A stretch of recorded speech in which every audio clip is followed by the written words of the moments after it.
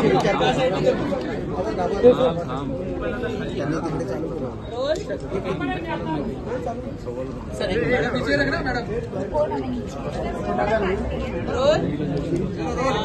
पाहणी करून आलात, काय परिस्थिती आहे आजमध्ये, काय समोर आहे? अतिशय दुर्दैवी अशी घटना आज सकाळी या ठिकाणी घडली। मुंब्र्याच्या अलीकडे टर्निंगवर दोन लोकल एकमेकांना क्रॉस करत असताना त्या अशा जवळ आल्या। काय झालं आता नेमकं त्याचं कारण कळेल, उच्चस्तरीय चौकशी सुरू आहे। पण यामध्ये जवळपास 10 पेशंट्स ज्यांना या ठिकाणी हॉस्पिटलला आणण्यात आलं होतं, त्यातला एक ब्रॉड डेड होता, त्यानंतर 2 सिरियस होते, गंभीर होते, त्यामुळे त्यांना ज्युपिटर हॉस्पिटलला पाठवण्यात आलेलं आहे। त्यांचा सिटी स्कॅन झाला, MRI झालेला आहे, त्याच्यावर शस्त्रक्रिया करायची का काय तर मी 2 त्या ठिकाणी बघेल। आणि 7 रुग्ण या ठिकाणी आहेत, पण ते आउट ऑफ डेंजर आहेत, तर फ्रॅक्चर आहेत, पण ते आज उद्यामध्ये त्यांच्यावर काय शस्त्रक्रिया असेल ती शस्त्रक्रिया होईल। त्यांना औषधोपचार करायचं आहे, तो औषधोपचार केला जाईल आणि त्यानंतर त्यांना घरी पाठवलं जाईल। मात्र या संदर्भामध्ये अनेक वर्षात म्हणजे ज्या रुग्णांना आम्ही भेटलो तर मी अनेक वर्षापासून या ठिकाणी प्रवास करतोय, पण असं कधीही झालं नाही। पण का घडलं, कशामुळे झालं याची चौकशी या ठिकाणी रेल्वे प्रशासनाच्या माध्यमातून सुरू आहे। माननीय मुख्यमंत्री महोदय यांनी तात्काळ या ठिकाणी सूचना दिल्यात।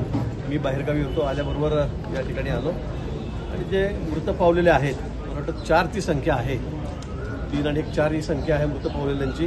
त्या 4 आपण मदत म्हणून त्यांच्या कुटुंबियांना 5-5 लाख रुपये या ठिकाणी जाहीर केलेले आहेत। जे जखमी आहेत त्यांना त्याची ग्रॅव्हिटी बघून त्यांना 50,000, 1 लाख, 2 लाख दिले जातील। त्याचा सर्व उपचार जो आहे हा शासनाच्या माध्यमातून केला जाईल। ज्युपिटरला 2 पेशंट सिरियस आहेत, त्याची सुद्धा सर्व खर्चाची जबाबदारी किंवा जो खर्च होईल तो शासन या ठिकाणी करेल। सातत्यानं तक्रारी रेल्वे विभागाला स्थानिकांनी केलेल्या होत्या की रोजचे प्रवासी आहेत, 3 महिन्यांपूर्वी 8 दिवसांपूर्वी अनेकांनी तक्रार दिल्या होत्या। तो जो टर्निंग पॉईंट आहे त्या टर्निंग पॉईंटला घेऊन या सगळ्या तक्रारी देण्यात आलेल्या होत्या आणि अशी दुर्घटना घडेल असं सुद्धा त्या पत्रांमध्ये लिहिलेलं होतं आणि तरी सुद्धा रेल्वे प्रशासनानं याकडे दुर्लक्ष केलं, म्हणून आज ही घटना घडली। मी माहिती घेतली, मला जे कळलं त्या संदर्भामध्ये सर्व्हे सुरू होता, काय उपाय करायचा, काय इलाज करायचा याच्यावरही चर्चा झालेली होती। परंतु दुर्दैवाने कधी नव्हत म्हणजे इतक्या जवळ त्या ट्रेन गेल्या कशा, त्या इतक्या घासल्या कशा गेल्यापेक्षा अतिशय जवळ आल्या आणि रेल्वेला त्या गेटमध्ये लटकून जे आमचे प्रवासी होते, कारण गाडी किती भरलेली असते याची आपल्याला कल्पना आहे, किती गर्दी या गाडीमध्ये असते आणि त्यामुळे मग ते एकमेकाला इकडचे तिकडचे सगळे त्या गाडीला तिकडचे पॅसेंजर जे आहेत ते जास्त गेलेत, अनेकांना त्याच्या खुणाही आहेत, तर ते 4-5 बाहेर पडले आणि त्यामुळे त्यांचा मृत्यू झालेला आहे। जे आत फेकले गेलेत ते काही फ्रॅक्चर आहेत, ते गाडीतच राहिलेत, त्यामुळे ते सुदैवाने बचावले। पण हे का झालं, कशामुळे झालं याची चौकशी या ठिकाणी सुरू आहे।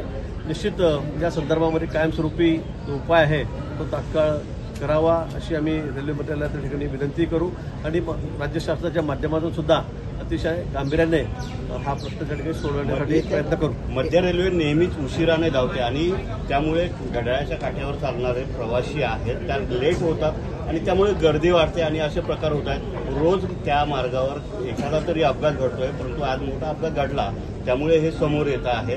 रेल्वेचा वक्तशीरपणा हवा आहे असं वाटत नाही। निश्चित रेल्वे तर आपल्याकडे घड्याळाच्या सेकंड काठ्यावरच चालते, आपणही बघितलेलं आहे।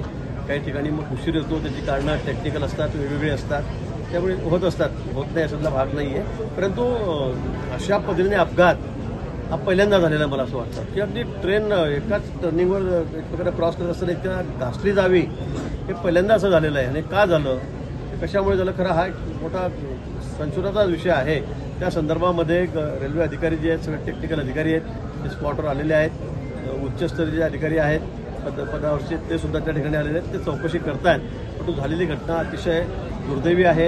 या पुढच्या काळामध्ये असं काही होणार नाही या संदर्भामध्ये सगळ्या जे काळजी आहे, ज्या काही उपाययोजना करायच्या आहेत त्या संदर्भामध्ये माननीय मुख्यमंत्री महोदय दिल्लीलाही बोललेले आहेत, उच्चस्तरीय अधिकाऱ्यांशी रेल्वेच्या बोललेल्या आहेत, त्या संदर्भात आपण निश्चित काळजी घेऊ। रेल्वे मंत्र्यांशी काही चर्चा करणार आहात का, कारण रेल्वे मंत्री सुद्धा भाजपचे? माननीय मुख्यमंत्री महोदय त्या संदर्भामध्ये निश्चित बोलतील, पण सर्व अधिकाऱ्यांशी या ठिकाणी मुख्यमंत्री महोदय बोललेले आहेत। त्यांनीच मलाही कल्पना, तुम्ही प्रवासात होतो त्यांचाच मला पहिले कार्यालयातून फोन आला त्या ठिकाणी पोहोचा म्हणून, मला थोडा यायला उशीर झाला, मी बाहेरगावी होतो आणि म्हणून त्याच्या सूचनेवर मी या ठिकाणी आलेलो आहे आणि जी काय मदत असेल नियमानुसार ती आपण या ठिकाणी मुख्यमंत्री महोदयांनी जाहीर केलेली आहे.